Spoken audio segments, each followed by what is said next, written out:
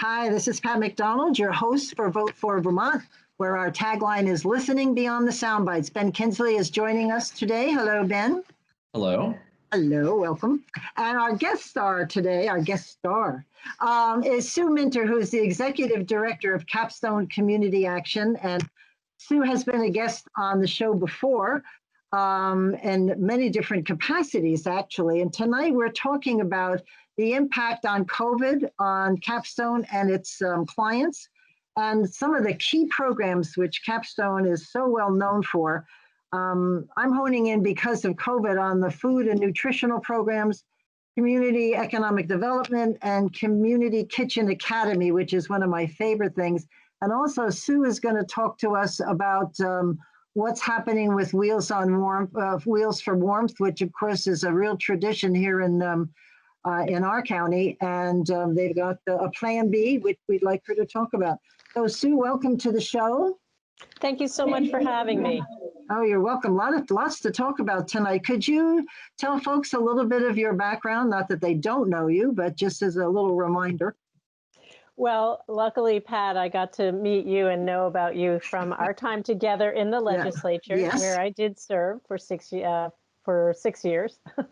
And then had the opportunity, like you, to serve in the executive branch for the Transportation Agency, where I was first the deputy and then the secretary. And in between those two tours, I worked for really a special appointment, a special deployment during Irene, taking over from Neil Lunderville as the Irene recovery officer. And I did that really for 2.5 years, Pat. It was an extraordinary A lot of kudos. A lot of kudos, Sue, from all over the nation. So good job. Well, that's Vermont. That's Vermont. Yeah, that did that's a great true. job. And then I actually ran for governor. I don't know that you did that, Pat. Nope, that one I passed on. Lieutenant governor, they asked me, but I passed on that too. Okay, That's I remember that. Statewide. But I am so blessed to, and then I had the opportunity for just over a year to work for the Special Olympics Vermont, which we got to talk about last time. Yeah. And now I'm coming on 2 years as the executive director at Capstone Community Action, which is right here in central Vermont. And it used to be known as the CVCAC, Central Vermont Community Action Council. So if people have that history, that's who Capstone is. And that's a little bit about me. That's great. That's great. Could you, just to jump in, could you tell us about Capstone and gosh, where do you start? You have got so many things going on. And may I say, you have a lot of people that are still there over the years. And the people that I know from your staff are just amazing, just amazing. So you got a good staff behind you. Thank you. A tremendous team and a really important mission, particularly now. Capstone has actually been around since the 1960s. It was established through what they called the War on Poverty in the Johnson administration. Oh, wow. Yes, and we in central Vermont are one of 5 community action agencies in the state of Vermont, and a part of actually over 1,000 community action agencies across the country. So, and we all have the same overall mission, which is trying to lift people out of poverty. But we're all independent nonprofit organizations with a board of directors that take on different programs. Some of the same programs we share, but others that are unique to our organization. And you know, I like to think about a 2-pronged approach. We try to meet people in crisis who have economic disruption in their lives, whether that's food, housing, or heat. And then we really try to get people out of poverty through an array of programs that we'll talk about. So at Capstone, our crisis programs really are our food security, and there's a lot to talk about with COVID on that. But also our crisis fuel program. We are the place, and all of the community action agencies are, where people who really don't have enough to get through winter come for extra support. And we do a lot of work around housing prevention, trying to actually work with tenants, trying to help work together with tenants and landlords to retain people as good tenants. That's a big story, but these days, our biggest job right now is around supporting homeless folks who are being housed right now post-COVID or throughout COVID in area hotels. So those are the crisis programs. We do have a workforce development program that you talked about or will get into, the Community Kitchen Academy. We really try to build strong families by running the Headstart program, which is really a flagship program. And we have the Weatherization program, which helps reduce people's costs to heat their homes and improve efficiency and health in homes. And then we have an array of programs to open doors of economic opportunity, financial empowerment program, financial coaching, micro business development, volunteer income tax assistance. So quite a broad array of programs to address the many facets of poverty. That's really great. Ben, do you want to jump in?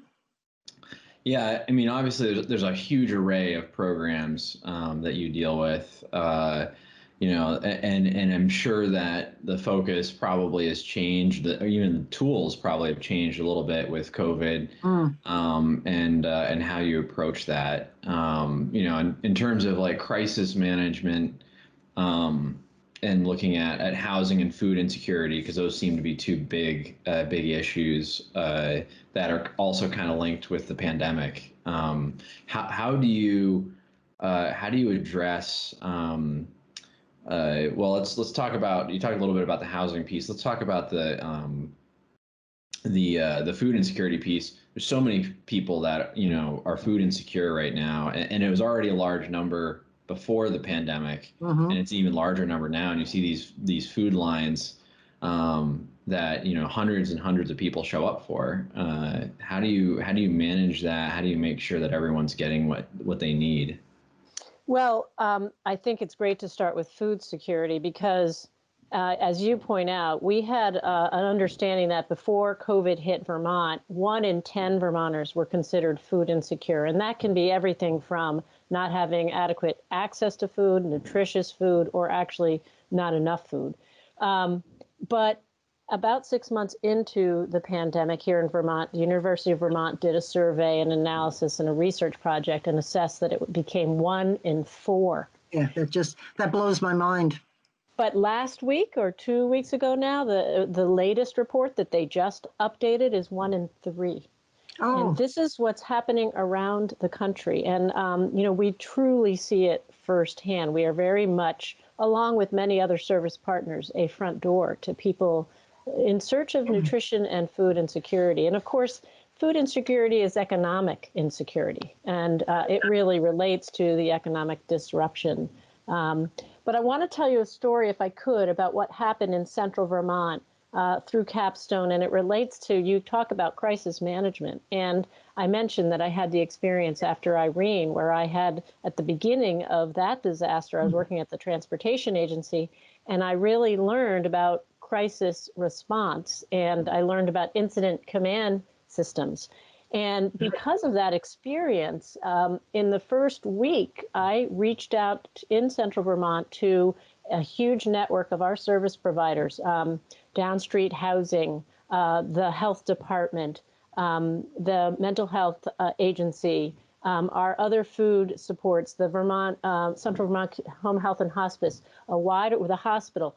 And we created an incident command system. So we had a regional response, which was meeting at the beginning 3 times a day for 6 days a week. And this went on for many, many months. And we kind of, got fewer and fewer. But the point was to stand up a way to manage the homeless response and the food insecure. So our Community Kitchen Academy was immediately repurposed and began making meals because the state wisely stepped up and said, we're going to put people in hotels because, let's face it, if we were having a stay home and stay safe, and we were all depending on people to stay home, if you have no home, you cannot be safe. Right. And when others are not home, everyone, so they made a fantastic decision, and we were trying to make sure those people had food. So that was the beginning, and that went on for 6 months. And we had 50 some odd volunteers who stuck with this for 8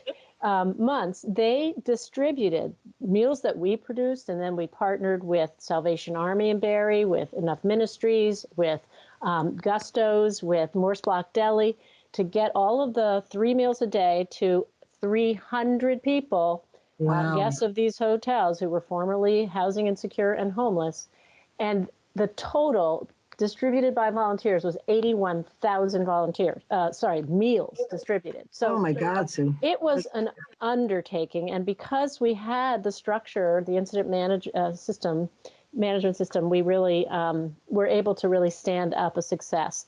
And I have to thank also VTrans, because we needed someone to train us, and VTrans immediately deployed 2 people, one of whom stayed with us for many months daily to help make sure we could effectively manage all this. So it was a wonderful collaboration. It still continues at a lower level, but the food security now, we've moved to a whole new program called the Everyone Eats program. And this was a really unique program that the legislature funded that actually pays restaurants to produce healthy meals that we then distribute to food insecure families. And again, we're doing it through partnerships and collaborations, home health and hospice, our Headstart program, our community health centers. And we're doing this in Lamoille, Washington, and Orange. We're distributing 5,000 meals a week through this program. It's really been phenomenal. The need continues. And what's worrisome about so many of these programs is the money is going to run out at the end of this month with all of the stimulus dollars. So we've just wound up this big program. So many people are so grateful. And the restaurants. Well, perfect for them, because they're desperate for clients, for customers. Absolutely. Yeah. And one of our key guys is Rick at Cornerstone. Has really stood up. He's been the sort of the foundation in this area for this program. But lots of restaurants, small and large, have been really benefiting from this and supporting families that need the food. That's good. That's just a win-win for everybody. I am appalled at the 1 in 3. It's just, and when I'm very involved with Central Vermont Home Health and Hospice, and I learned from them that I kept saying, well, how can it be 1 in 3? Or back when I was talking about it was 1 in 4. And they said, well, when you look at a home, if it's a McMansion or something, really, food is the first thing you cut, because you can't cut electricity, you can't cut fuel, you can't cut paying your bills. And so the first thing that people don't see when you're struggling, if you're out of a job, is food. And so it may look like a great home and all the trimmings that go along with that, and people in the house may really truly need food. It's I never thought of that, and it's just so true, because you can't tell behind those doors. No, it's amazing. And of course, we have folks coming to us, and it's people don't want to ask for help. I want you to know that. And we've had, what's been great about our program, that I've been part of a statewide, what's called the mass feeding program. And so we are working with all of the state partners and the State Emergency Operations Center, but most importantly, the food bank, who's been distributing these, what are called farms to family food boxes. Families, right. Right. And what's been great about those is anyone can come, and that helps. Yeah, there was, I think Ben mentioned it, when there was a food distribution at the airport here in Berlin. I can't tell you, people were waiting for 5 hours in the line to get the food, which was distributed, I think, by the airport. No. The National Guard. The National Guard. Sorry, gentlemen, ladies and gentlemen. But anyway, they did a great job, and people waited 5-6 hours in line. That was just staggering to me. And that was happening every day all over the state in a different place. So that's part of the system that we are sort of a partner in. Now, is 3 Squares involved in all of this? Is that still kind of going, but not necessarily COVID related? That's an ongoing program, right? Correct. So that is really important, because that's real assistance, meaning economic assistance to people who are eligible, so that they're not having to go ask for food at a food shelf. They have money in their pocket to pay for food. And honestly, that's where we want most people to go, because whether or not we have these distribution programs that I'm talking about, that program is there for people who need it. And frankly, it's a really big push right now to get more people to sign up for 3 Squares Vermont, so that each month they will have enough money to pay for good food. That's better for our stores and our whole local economy, and certainly better for the individual families. That's Speaking really of great. speaking of local economy, obviously restaurants were one of the first industries hit. That's still an industry that's really taking a hit from the pandemic. Another industry that's really been affected is travel. The travel industry is definitely taking a hit, especially with the inability to travel across state lines or the restrictions for traveling across state lines. As necessary as they may be, that the placing of people who are housing insecure in hotels can help to offset that in some ways. So Absolutely. that's something that hopefully also gets renewed when we start looking into January, because I believe that funding is also set to expire, right? I will say that it looks likely that those programs that are currently housing folks in hotels who are homeless or housing insecure will continue through FEMA. So that is a huge relief, because we have been terrified, because there's groups all around the state that are trying to help. And it's not just food. We're helping them get medical support, mental health supports. We needed to help get them testing, flu shots, all kinds of things that you wouldn't necessarily think about. But we've been really helping stand up. And those programs will not, now, all of these support programs that I just mentioned, those are funded through CARES dollars that are going away. But staying in those hotels and feeding them, now that's state contracted food service delivery. So it's no longer on the nonprofit groups to do that. The state has taken responsibility through the FEMA funded program. So we're waiting for Washington to approve another stimulus, it sounds like. Is that? Oh, my goodness. I don't understand that whole concept, but people need it. It's ridiculous. It is, and our whole economy needs it. So, Right. When we have people who are, so you mentioned the shock of 1 in 3. So many people have lost jobs, and they may have had 3 jobs and lost 2 jobs, or they may not have the health security to be on the front lines for fear of underlying conditions. So many things have been disrupted, far more than the industries that you mentioned, but those industries that you just mentioned, restaurants, are often where folks really who are sort of a paycheck away from economic challenges are. And so we need that unemployment. We need the state. The state did tremendous things for all of these businesses that had PPP loans, so many incredibly important things that kept people employed. And with these going away, the ripple effects on our economy are extraordinary. And the thought that Congress would say, let the states go bankrupt, I can't get over it. And when the Federal Reserve Bank, all of the economists are saying you have to do this as quickly as possible. Yeah. I don't get it either, because this has been going on way too long. And especially as you were saying with fuel, I mean, it's cold outside. These people cannot be outside. They have to be inside. So, Sue, do your folks run into mental health issues a lot? And what I know you must work very closely with Mary Moulton from this area, who I'm one of her total fans. I adore Mary, what she does, and I think COVID can't do anything but make mental health worse.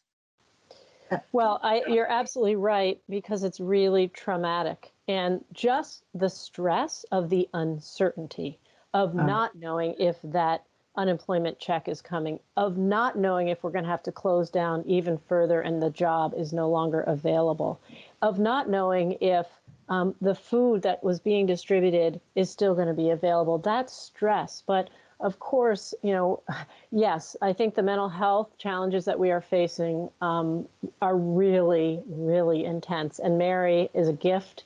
And all of the people, we are on weekly calls every Monday at 8 a.m. I'm on a call with Mary and her team and my team, because we work very closely helping to get people housed. I do want to talk about some great things that have been happening because of the stimulus dollars. For example, the administration came up with a great proposal and said, we know that in Barre, there are unused vacant units. So landlords that were given the chance to get a $30,000 investment into bringing a new housing unit online. And Downstreet Housing and Capstone and other, we work together. And there's going to be 50 new units to house some of these folks. It has to be done by the end of this month. It was a lot of hard work, fast work, but I do want you to know some really important changes have been done. You know, these food programs have been great. The housing programs have been great. But all that money is going away. So if we can get a stimulus program, it might help to continue some of these bigger, longer. I think we should hint at viewers that they should call anybody we know in Washington or email them or something, because they've got to do something. Are you involved in the tiny houses that were built, or is that what's going to happen with the 50 houses you're talking about? Those homes are amazing. Have you seen down street housing? Yeah, I just love it. We keep going out of our way to go buy them. I think it's amazing. Well, they have two houses. Oh yeah, for sure. They have two houses on one lot, and there's plenty of room between the houses, so you're not like on top of each other, and they're just beautiful. I didn't know that was a great solution. And you know, Norwich, the whole at Norwich University designed those, so it was a really great, great awesome. Then you've got to check it out in Barrie. It's just amazing to see them. And whoever's living there, the guy stands at the door, like he watches as everybody goes by, and he's so proud. He's standing there smiling away, and because he knows everybody's looking at his home. So I haven't been there recently. That's wonderful. Oh, it's so cool. It's cool. Those are very cool. Sorry, Ben, go ahead. Oh, those are very cool. Yeah, and it's a great concept because they're relatively low cost because of their fewer materials, and you can make them more energy efficient because there's less space to heat or cool and all of that stuff. So it's a great concept. One of the things I'm curious about, because I mean we got this huge pile of cash from the federal government for the CARES Act, and I'm curious how much of that we think is going to have a lasting impact. Obviously, new units of housing has a lasting impact. That's something we desperately needed in certain areas of the state, like Washington County. How what your read on it is. How much of that do we think is going to have staying power to actually move the needle in the state long term? Yeah, I think that's such a great question. And I think it started some of the things that we need to really be doing. What are the lessons learned? And those capital investments in new units of housing have sustainability. And that is such an important thing. The governor really focused on the economy and so many businesses who were in crisis. And they put a big chunk of money into housing. So all across the state, this is just one of the programs, is the one I mentioned. But there are other places where they've bought hotels. We tried to do that in central Vermont, and we came this close, and the hotel owner backed out.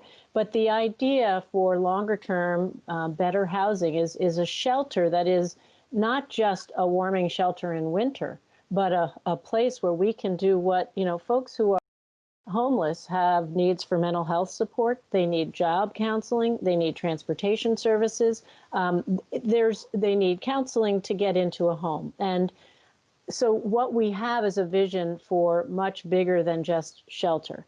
Now, some parts of Vermont used some of the CARES dollars to invest in actual buildings like that. We were not successful in central Vermont, but if there's another CARES Act coming through, that's the kind of thing we're still thinking about. I want to mention that we were very fortunate and advocated in the legislature to give a special stimulus for our micro businesses.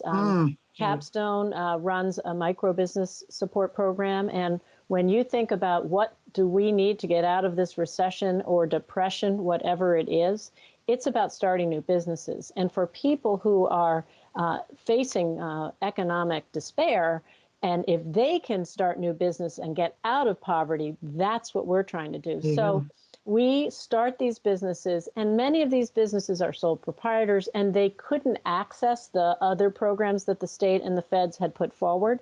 So we filled a really important niche. And we were so proud of ourselves as a statewide network to get $1 million in small grants. The largest grant was $5,000 businesses.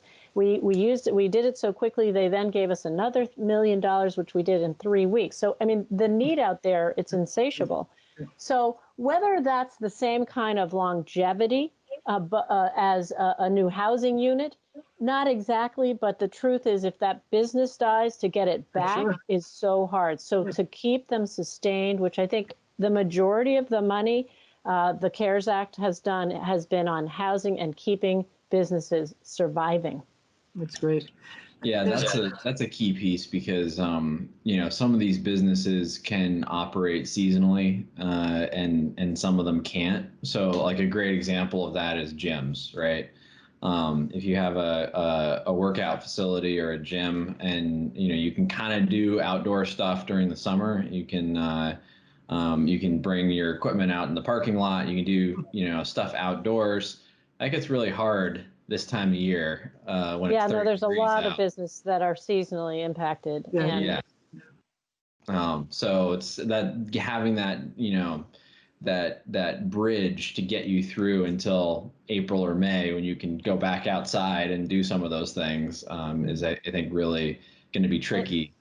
And by the way, there was money to help landlords and tenants pay their rent for people who lost their income, and for people to pay arrearages to the utilities, because the utilities had a moratorium on payment.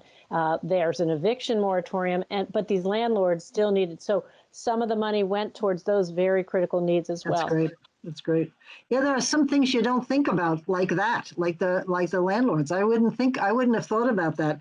I know there's a lot of people around the state. We've interviewed several on the show that are very involved in a micro business and trying to give people a place to start their business and funding. So I think that's the future for Vermont, because we're never going to have another IBM in this state, probably never again. So the micro business is really key for us.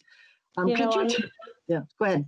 Well, the Agency of Commerce really stepped up they did such an amazing job. And I really do think, that there are some outcomes that aren't necessarily capital investments, to your point, Ben, but relationships and the ability to be a resource in ways that they were never really understood before. When people are in crisis, all of a sudden they start to find out what's out there. So there are benefits that I think are long-term as well. I don't know if I interrupted you, Pat. No, that's okay. It's hard with the team, with this setup. We're always interrupting each other. But anyway, I wanted you to talk about my favorite thing, which is the Community Kitchen Academy. I just love that. They used to, just to promote the academy, they would invite businesses to have lunch. And they invited, when I worked for Barry City, they invited us over for lunch. Oh my God, it was like eating at a 5-star restaurant. They just with this unbelievable food. And it's an 18-week program, or am I? Yeah. Well, no, you were right. It was about a 12-week program, but now it's changed with COVID. So what this program is, Ben and listeners, it's an incredible workforce development program where we bring folks who are previously unemployed into our industrial kitchen and our office in Gable Place in Barrie. And through a very intensive program, we turn them into successful employees in this industry. They learn about safety in the kitchen and cooking incredible meals. They learn about teamwork. They learn life skills about showing up, managing stress. But they also get credit at CCV. They get a certification, a Serve Safe certification. They get a bartender's license. But we also work with them on developing their resume. They learn computer skills. They go to Adult Basic Ed for that each week. So it is a very big package. And we have graduation. We have a 91% rate at graduation of getting a job. And that's really amazing. And over 84% retention rate. Now, right now, without restaurants at full capacity, that's going to change. We're having much smaller classrooms now because we can only have 4 people in the kitchen at a time. And the wonderful part about this is we produce meals for people who need them at our food shelf. And they volunteer at the food shelf. So it's a great circle of, compassion and skill building. And there are really, really impressive and inspiring triumphs through that program, because many people have tremendous barriers, whether they're overcoming homelessness or domestic violence or substance misuse. What they gain there is something bigger than a skill, and it is a belief in themselves, a belief in their future. And You know, we just had a graduation 2 weeks ago, and there was a young man who came who had tremendous anxiety, never wanted to leave his house. And he felt confident to come to graduate and to go forward and get a job. Wow, so that's great. It's it's transformational. Yeah, we did a show on that quite a few years ago, and I noticed that the students all supported each other. If somebody couldn't get something, or then they just jumped in and helped each other, which I'm sure must have helped this young man to feel confident as well, because they all had each other's back. It was great. I just thought that's an amazing program, and what a great return, 91%. That's really awesome. Well, we have the main chef, whose name is Joey now, is just an angel, and she believes in her students, and she makes things possible for them, and the stuff they make is just incredible. Yeah, it is a wonderful, wonderful program. We want to keep it going. Now, do you have a food shelf on premise there in Capstone? Yes, we do. I was remembering that people can come in and take whatever they need, whether it be vegetables or food. It meals. Is quite a beautiful, when pre-COVID times, it's almost like a mini grocery store. We have a lot of produce every day from the co-op. We have a gleaning program. The Central Vermont Community Harvest brings stuff. And of course, we purchase and we get stuff from the food bank. So we have a full food shelf, and it is a beautiful. But now with COVID, we do pre-packaged bags and boxes, and people come to our loading dock, and we give them what we've got, as opposed to having more of a shopping experience. Yeah, right. That's great. Yeah, I remember that. It was when we did the show, it was very impressive. And the people that were working there were so pleased to be helping. I mean, because there was a lot of gratitude, and it just made you feel good doing your job. That's what we got out of the show. It was great. You got it. Yeah, I think what's great about programs like that, and it kind of gets back to the so what we talked about earlier, it's addressing two different pieces of it, right? So you've got teach someone a usable skill that they can go out and get a job with, work in an industry with, and that's clearly successful. But it's also filling a need with food insecurity of actually producing food. And I think those types of programs are just amazing, because they're killing two birds with one stone, and addressing multiple problems at the same time. And I'll just add nutritious food, because that's another thing for people to learn about nutrition and how to make nutritious meals out of food that they might not know. What do you do with this raw vegetable? But it's all of the above, and I appreciate exactly what you're saying. It's really great. I did a gleaning. I think it's called gleaning, when they bring you big bags of stuff that's been on the farmer's field, and maybe me in my house I might have thrown it out, but they show you how to get the edible and the good food out of what they put in front of you. And at the end of the day, besides being a little tired, we had bags of good food that we were able to glean out of the food that they had brought us. And that made a big change in my mind about what I do with leftovers. It was like somebody clunked me on the head. I thought, my God, stop throwing this stuff away. It was really bad, but they did a great job. Do you do that there at the community? We partner with the Central Vermont Community Harvest, which is a very broad, basically all of the volunteers we got right after COVID that I was telling you about that served, they're all those volunteers, because every spring and fall, they go out to the farmers' fields and take from the fields the stuff the farmers aren't going to use, and they bring it to us and other places like us. That's great. That's great. It's amazing. It really opened your eyes about what you should be doing with food and how wasteful we all are, may I say. Myself used to be, but not anymore. Can you talk a little bit? You mentioned micro business, but I know one or two of the folks that work for you in that area about savings and credit programs, tax preparation. I mean, things that people just don't get trained in. And you need that. You need to know how to do a checkbook. And you just can't go to the machine and get money out of it. It doesn't work that way. Right. My daughter used to think.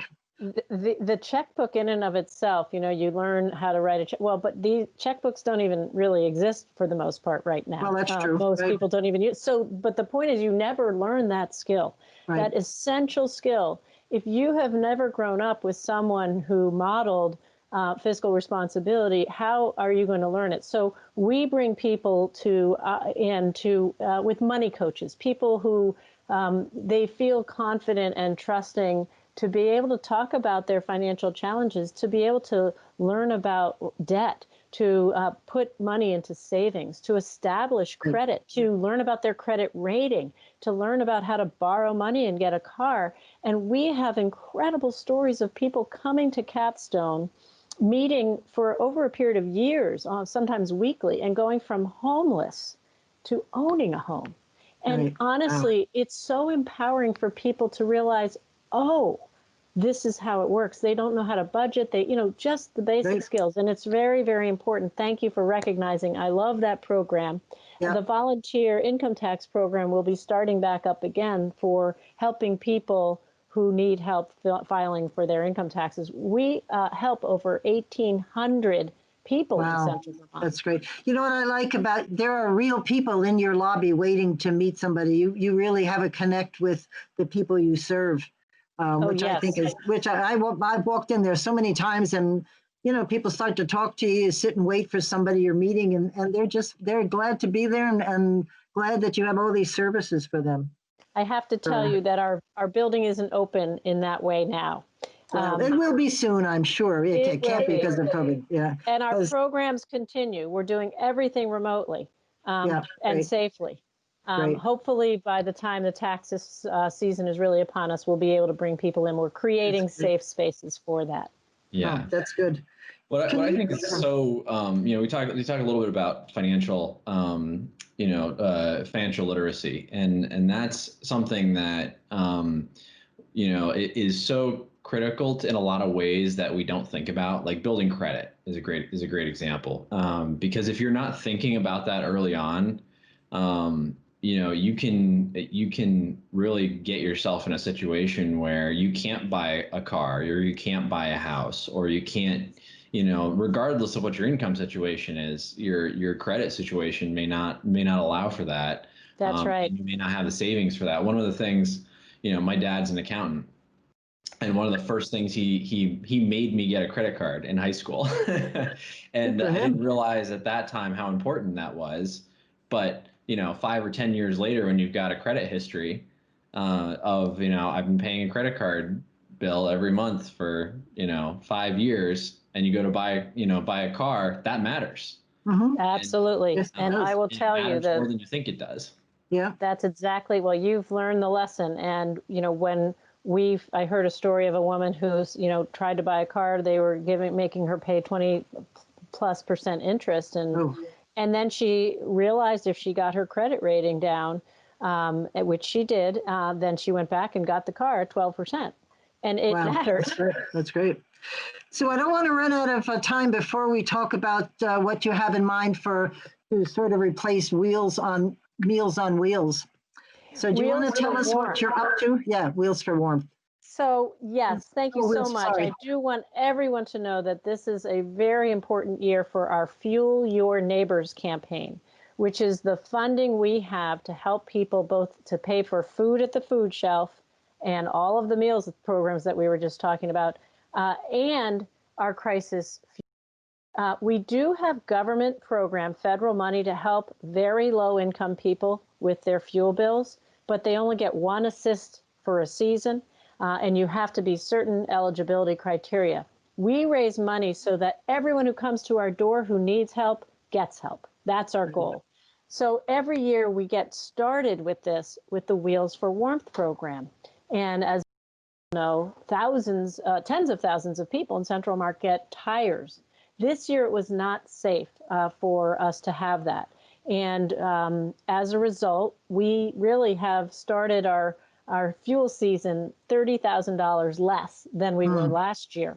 So this Fuel Your Neighbors campaign, which goes for 100 days, we're trying to raise $230,000 in the next 100 days. We started on Giving Tuesday. FuelYourNeighbors.org. That's where you can go to support us. We have key help from VSECU is really the key sponsor. We say we are powered by VSECU, who is matching right now dollar for dollar every donation. So please go to fuelyourneighbors.org right now to make sure that no one in Central Vermont is going to go to sleep either hungry or cold. That's awesome. That's great. I realize Wheels for One brought in that kind of money. I remember when they give the check, I think they give the check to the state. They've talked about it as a lot of money, but I didn't realize it was quite that much. That's great. Well, it's grown. It's grown. Yeah, we all work very hard. We get sponsors, and Casella is unbelievable. Yeah, right. Yeah, that's awesome. Good for you guys. And fuel assistance is going to be so important this year because, that's another one of those things when Pat was talking about, you don't necessarily see what's going on behind the front door, right? And you don't see what temperature that house is, right? Unless you walk into it. And that's one of those things that people may make cuts there because they can't afford to fill the tank all the way. So maybe they put, maybe they fill it halfway or whatever it is. And those types of things, no one wants to not run the heat, but sometimes you have to make tough choices. Literally thousands of people in Central Vermont before COVID. I have to tell you, I will never forget my first winter working at Capstone and arriving at the office at 8 o'clock in the morning. And there was a line of people waiting for us to open our doors in the freezing cold temperature. Wow. Most of the people were elderly, some moms with kids, often without hats and gloves, waiting to get in to get food and heat. And that's why it is an extraordinary need. We have no idea the degree of need out there. It's been very eye-opening, and I know we can help. And we depend on the generosity of our neighbors, and I know Vermonters will come through. Yep, they will. We are a generous group. I must compliment this state. When you call them to help, they do come forward. Could you talk about Mr. Zabriskie, who has been Paul's been with Capstone like forever, I think, and he's the director of Weatherization, which we hear about a lot, but I'm not sure people really understand what that is all about, because that's really important to have your home, buttoned up tight. Absolutely. So the home weatherization program is also funded by state and federal money to help income eligible families actually button up their home. Great way of saying it. So we provide insulation. We also have the ability to improve the efficiency of many key appliances. And for many of our customers, we do about 200 homes a year. In many cases, we are cutting the fuel bill in half. Which is so critical. But at the same time, we are improving the health in the home, something that is new research coming up and very, very important. And we are reducing consumption of energy. So all of those win-win-wins are wrapped up in that program. And Paul Zabriskie is an incredible director, has been doing it for 15 years. Oh, yeah. I know he's been there a long time. And you were talking about the appliances, all energy smart, which makes a big difference. And when you're cooking or running the refrigerator or whatever, who qualifies for federal assistance in weatherization? So you have to be, your family income is 80% of the area median income. So I could have to look at what that means, but that's basically it. And so it's a lot of people are qualified. A lot of families, and we have a very long wait list, to be honest. And we don't even do any advertising of this program. But it is something has so much impact on so many levels, and it's something we're committed to keep going. And it's great. It's also a beginning, a job training for people. First time folks getting into construction and other work, similar work. So we really are proud of what we do, and it's a statewide program. All of the CAP agencies do it. So that's something we all do together. I don't know whether Paul was with us or not. I don't remember. But years ago, somebody took us into a home and showed us where the air was coming through. I mean, places I wouldn't even think about, because I've got the heat sort of jacked up. So, and he was walking around with this machine that was saying how much airflow is coming through, and it was incredible. You figure windows, but some of it was just unbelievable. And they would then take the time to fix it, and so they buttoned up the building really tight. By the time we left, it was really fascinating to watch them do their work. And there are more things that we do than just. We also serve higher income, non, eligible for those subsidy programs, but for and we partner with Efficiency Vermont, who has subsidies through their utility fund to really reduce the cost of, for example, the cold weather heat pump right now. Many of the newest appliances, just like you were talking about. So we are able to use this weatherization program to also do energy efficiency services for any and everyone. That's great. And that's been one of the criticisms of Efficiency Vermont that I've heard, is that they're not as accessible to certain income brackets because of how the credits work. So being able to partner with an organization like Capstone that can help fill in those gaps, I think is a great concept, because obviously people that have the ability to invest in things like solar and pay for winterization inefficiency in their own homes still want that because it's still a cost savings, but oftentimes it's the people that can't afford it that need it the most. Right. That's right. Yeah. So Sue, what do you see looking forward for Capstone? Obviously, COVID's still here, but when COVID goes away, once those the vaccines get out and start working, what do you see going forward for your agency and for your company? What do you see you'd like to see happen? Well, one of the really exciting, innovative programs you'll be interested to know is transportation. Yes. So good luck. They've been trying to deal with that forever. I know. Good but for you. I'm thinking about new ways to approach it, because what we've learned is we put a lot of money into public transportation in Vermont. You know that, especially compared to other rural states. But it really doesn't serve the need of people who really are in poverty, who actually can't afford a car. And now I've come to see that lack of transportation is lack of health care. People can't get to their appointments. They can't get to their jobs. They can't get to childcare. They can't access food. And it is a spiraling effect. And so in my first sort of 6 months at the job, every partner organization, I'd be like, well, what are the biggest challenges?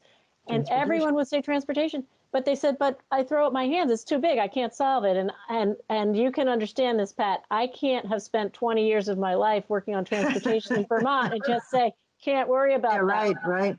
So I'm thinking about how do we think differently, and a couple of programs. One we are using right now, and it's called Mileage Smart. And actually, Paul Zabrisky's team is the one implementing this. And that's something that the legislature, a couple of years ago, they began thinking about how do we move to the electric vehicle? How do we really move that way? And so they offered subsidies for people to buy, electric vehicles. And I'm in the legislature saying, so the people we serve, people with low incomes, aren't going to get those high costs. Right. But we could get used high efficiency vehicles, used pre-owned electric vehicles, or even Priuses, hybrid vehicles. So we struck a deal, and we have a small program, but it's now beginning to roll out where low-income people, the same people eligible for weatherization services, can get a discount up to $5,000, 25% on the car cost through the subsidy through our Mileage Smart program. So that's one thing. That's great. Right. The other thing is where you talk about the future, and we have the system of Uber, the program that is a ride hailing, but we don't have Uber in Vermont, and we don't have it in a way that helps low income people. So this is our idea for a rural Uber that I sometimes like to call Ruber, but that won't really be what it's called. But what we have an idea of, we also have this concept of car share. So we're trying to see, is it possible to get a large all-electric fleet of vehicles that serve two purposes? They can be a car share, so a family who really may only need one car, if they know they have another one that they can get when they absolutely need it. a car share. And when it's not being used for that, it becomes a ride-hailing service like an Uber or a Lyft for these folks who need it to get to work, to get to healthcare, to get to childcare. So we are trying to build a system and use the new technology of our cell phone so that you can actually get an immediate response. So this is something for the future. We're doing all of the research and the business planning and the technological evaluation of how do we do this. So you'll hear more about that in the future. Oh, that sounds exciting. That really is. I know we've worked for years on trying to get transportation, and it's failed. And that I'm glad you're taking it back up again, because the need's there for sure. Well, I think that, you know, there's a lot of things that this pandemic is revealing about our society, and one of them is I think how antiquated our public transportation systems are. No one wants to get in a bus right now. No one's doing that, and you're seeing that in you know, the struggles with Green Mountain Transit and CCTA and all of these agencies that really, they're not making ends meet. I mean, it's really just a question of how quickly they're losing money, not a question of if. So coming up with other ideas, things like ride sharing, things like maybe we can come up with a ride-hailing service that's income-based. That's a sliding scale, kind of like what we do with property taxes, income sensitivity. You know, something like that. Of course, you know, promoting the ability to carpool. That's something that we've done for a long time in Vermont. And also remote work. I mean, I realize people that are probably transportation insecure may not have the same opportunities to work remotely. They're often in retail or restaurant or whatever, you know, manufacturing maybe, and they have to be somewhere in a physical location. So, you know, you do what you can. And also, you know, we have these subsidies that are for electric vehicles Sue talked about. That potentially creates a market for people that are moving from high efficiency vehicles, and not even just a Prius or other hybrid system, but even a vehicle that's a PZEV, so that's a potentially zero emission vehicle. So it's 100% gasoline, but in certain circumstances they can operate with zero emissions. Getting those vehicles and getting rid of your 10-year-old, you know, Jeep that doesn't have a catalytic converter on it, you know, helps move the needle. So just moving people into more efficient vehicles, whether or not. I think I need Ben on my advisory board. Oh, he'd be good. Yes, he would be. You're right, Ben. That's is Good News Garage still in business? You know, because Hal's in the state house now. Right. We are not working with them right now, but I do believe they're still in business in Burlington. And I think Spectrum Youth is working with them as well. But it isn't part of our program right now. Yeah, no, but that's a good model for people, because I guess you get a tax discount to give them a car, and then they fix it up and out it goes. But we do want to make sure that we retire the older, more polluting vehicles. And our Mileage Smart program, you just have to be eligible for the subsidy, the car has to get higher than 40 miles per gallon. So there's a wide range of opportunities there. And again, 25% credit subsidy. That's awesome. Yeah, there's other technology out there that has really changed within the last 2 or 3 years even. You know, when you start looking at where battery technology has come along, a lot of that's being driven by the electric car industry. But you look at battery technology that has driven things like e-bikes, for example, where someone that maybe they can't bike to work. You know, maybe it's 10 miles and that's just too long of a bike ride for someone. Well, e-bikes now that can travel 30, sometimes 40 miles an hour, can get you there. They can get you there almost as fast as a car can, depending on what roads you're driving on. So creating more opportunities for things like that are much less expensive than an electric vehicle would be, still have an impact, still get people to where they need to go. You know, so potentially technologies like that can also be added to the mix. That's great. And they're fun besides. They are fun. And we've been talking about just this, Ben, where this is part of a big conversation we're having about how do we think about all of those technologies. And I'm trying to make sure that there are opportunities for low-income people to participate. Absolutely. So I wouldn't forget myself if I didn't talk about Headstart before we sign off, because that program, first of all, it's fabulous, and it's done so many wonderful things. It's been around a long time. Could you talk a little bit about Headstart? Oh, you are so right. And it really, I call it the flagship program, because it in some parts of the country, it's not associated, there's a Head Start office and then there's a community action agency, but we're all one. And I think it makes great sense because we have a variety of programs. We have a center-based care in Barrie is our largest place, and we have classrooms for 0 to 3 years old and then 4 and 5 years old. We also have on the top floor a pregnant and parenting teen program. So high school students who may become pregnant are able to complete their graduation while also getting the support of new parenting, all of the work that is involved in becoming a healthy pregnant mom, a healthy mom, but also then the daycare is there, the childcare is there.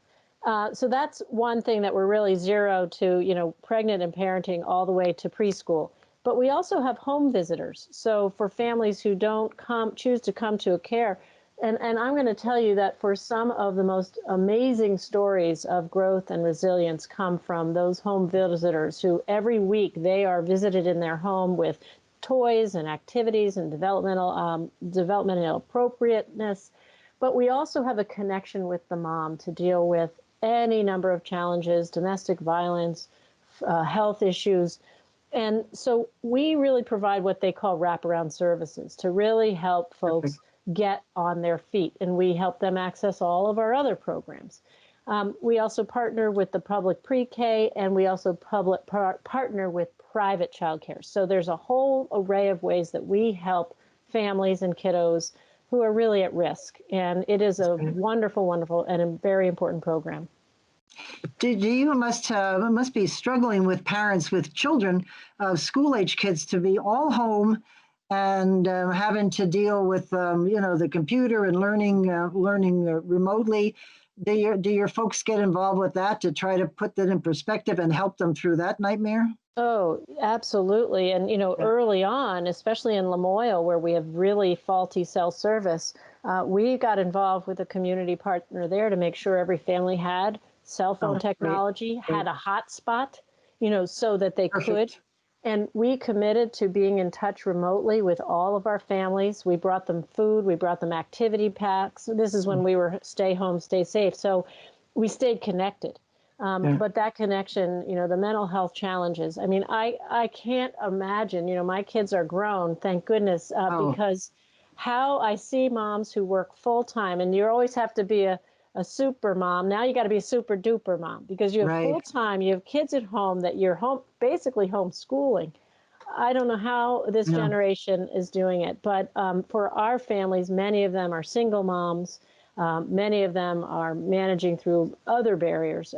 So I'm so glad we're able to be there for them and with them. That's a great program. I just can't imagine if you have more than one child, what do you do?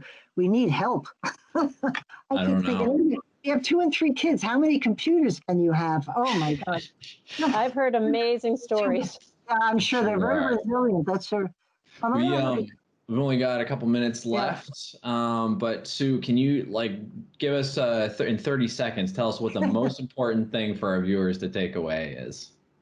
Well, I really want viewers to know that poverty is not permanent. I think sometimes we think of it as an unsolvable problem, and I have seen just the opposite. When you get people out of crisis and you give them the tools to succeed and you give them a vision of their future, they can be successful. And that's what we do every day. And right now with the pandemic, our Fuel Your Neighbors campaign is so important because, to your point, Ben, we are seeing needs that we've never. And at the end of this month, it could get really, really worse. So help us out if you can at fuelyourneighbors.org. That's great. And I remembered the saying finally that you give a hand up, not a hand out. And that's the whole key, is to help people stand up and be successful. That's great. Good Sue, point. thank you so much for being with us. This is a very exciting program. All of them are great. So thank you. I've heard some great things from Mary, from other people that we've interviewed. They said, you got to talk to Sue because she's doing some great things. So thank you. And thank the folks at their Capstone. It's an honor and a privilege to have this job, particularly at this time in our history, but it is great to be in our community. And I appreciate your highlighting the work we do. No problem. Anytime you want to come back, if you have anything new, let us know. Ben, thank you for co-hosting. Thank you all for tuning in, and we'll see you next week. And in the meantime, keep listening beyond the sound bites. My wife gets a check one week, I get one then, a couple weeks later, and then I get one from the VA. It's just, you got to plan all your money for each pay period. I didn't do a whole lot of good. I did a lot of drinking, and I wasn't able to maintain jobs or relationships. I really didn't feel like I had much opportunity. A lot of people right now, their income is so limited, and they really cannot make ends meet. I made the mistake of marrying to support for my family and got myself into a very bad relationship. I did 22 years in prison and I got out here. I didn't understand the seriousness of what I had forfeited, not knowing that my life was gonna be changed forever, that I wasn't gonna never raise my son or be a father to my child. I'm 71 years old and my wife and I are both retired and we're raising grandchildren, so my parents just weren't able to raise their children and raise them properly, and DCF stepped in and took them away from them and gave them to us. As a single mother, it was really hard. I lost apartments and I had to choose between feeding my kids or clothing them. I was homeless a lot of the time. We stayed in cars or couch surfed. Without a second chance, what could we do besides go back to the old things that we used to do? We were struggling with, we got handed 3 kids and financially it started getting harder and harder and harder. I wanted more. I wanted to open a business. I wanted to be more successful. I wanted a better life for my son. The program is there. The opportunity is there. It's providing jobs for others. People want to help, so you take it, you do it, you run with it. It's an amazing program. It gave me the steps. It was somebody right there with me, walking beside me to guide me through to say that I've now owned my business for 11 years. Capstone was like a key to a door I was trying to get through.